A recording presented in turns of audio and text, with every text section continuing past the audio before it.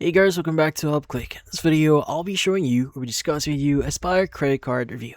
But first, check a special offer in the description. So let's get started. So if you're working on rebuilding your credit and don't want to tie up hundreds of dollars in a refundable security deposit here, you have probably stumbled across the Aspire Cashback Rewards Monster Card. Now, on paper, it sounds like an absolute dream for anyone with less than perfect credit score. Now, it is fully unsecured and card issued by the Bank of Missouri that accepts applicants with poor credit. Lets you check your eligibility with a harmless soft credit check here and actually pays you rewards on your everyday spending.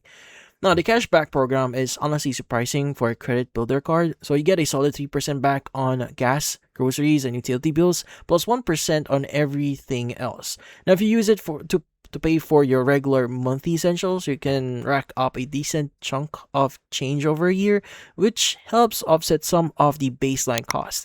Now, they give you a starting credit limit between like $350 and $1,000, and they report your monthly payments to all three major credit bureaus, which is exactly what you want when you are trying to push your score back into the healthy range.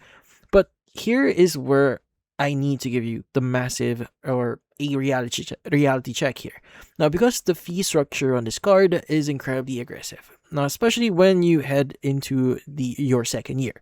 Now, when you first sign up, you get hit with an upfront annual fee that ranges anywhere from $85 to $175 depending on your credit profile.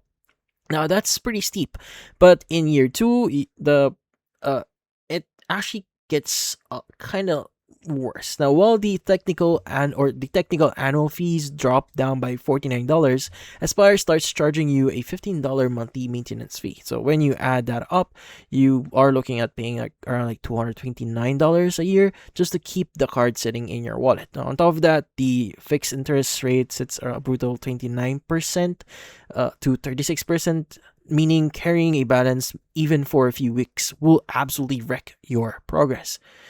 Now, so is it actually worth it? Well, honestly, the only way the Aspire card makes sense is if you treat it as a short-term 12-month transition tool. Now, if you have zero cash to put down for a secured card deposit right now, you can use Aspire for a single year. Maximize the cash back on your groceries and utilities and pay your bill down to zero every single month to avoid that wicked interest.